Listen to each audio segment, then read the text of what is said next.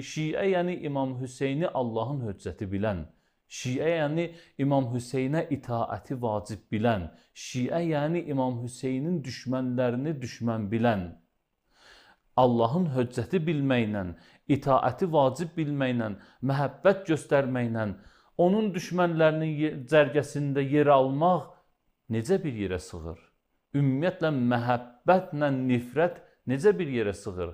Biz qarşı tərəfi görürük ki, onlar İmam Hüseynə nifrət edirdilər və hazır idilər ki, İmam Hüseynin başını kəssinlər və belə də oldu. Biz necə bu tərifi əsasən qarşı tərəfdə olanlara şiə deyirik?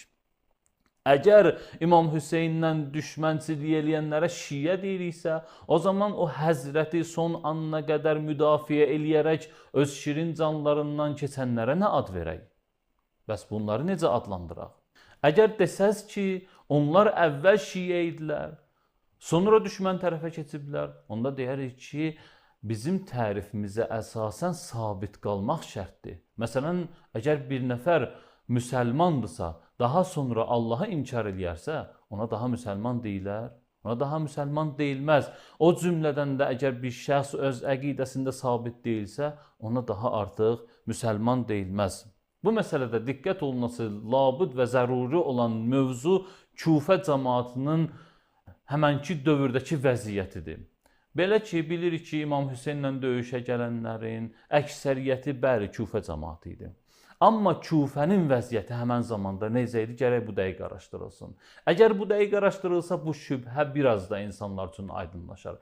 Belə ki, həmən dövrdə, əlbəttə Muaviyyənin zamanından hələ, Ziyad ibn Əbih Kufəyə vali təyin olunandan sonra şiələrin təqibləri başlandı, şiələrə qarşı olmazın zülmlər başlandı. Harda Əmir əl-Müminin fəzilətləri deyilirdisə, harda Əmir əl-Müminin və onun ailəsinin barəsində Peyğəmbər sallallahu nəql olunmuş hədislər nəql olunurdusa, həmən şəxslər mövcud hakimiyyət tərəfindən təqib edilirdi, zindanlara salınırdı və yaxud da öldürülürdü, şəhadətə çatdırılırdı. Kufənin həmənki dövrdəki vəziyyəti bundan ibarət idi. Şiələr məcbur qalmışdılar sürgünə əl atsınlar, Xorasana, Quma və s. digər bölgələrə sürgünə üst tutmuşdular və nəticədə Kufə sanki şiələrdən təmizlənmiş bir mühitə çevrilmişdi. Bunun ən bariz nümunəsini, misdaqını biz demək istəsək, bunu deyə bilərik ki, Kufənin vəziyyəti elə bir halda idi ki, xətiblər minbərlərə çıxırdılar, Mövla-i Müttəqiyyana nəuzubillah lənətlər, söyüşlər, təhqirlər yağdırırdılar. Siz təsəvvür